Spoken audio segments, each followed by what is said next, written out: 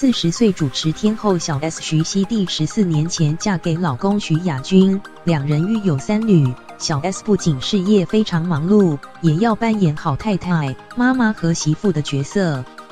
近日，小 S 在节目中表达对婆婆的感谢。她表示，婆婆不但没有因为她婚后还出去工作感到不开心，甚至还对她说了一句话，让小 S 感动到当场泛泪。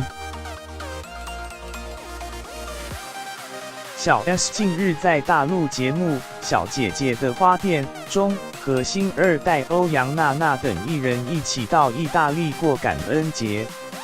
聊到最感谢的人时，小 S 一开始还说我讲出来我怕你们会觉得恶心，接着便透露自己很感谢婆婆，讲到激动时甚至哽咽流泪。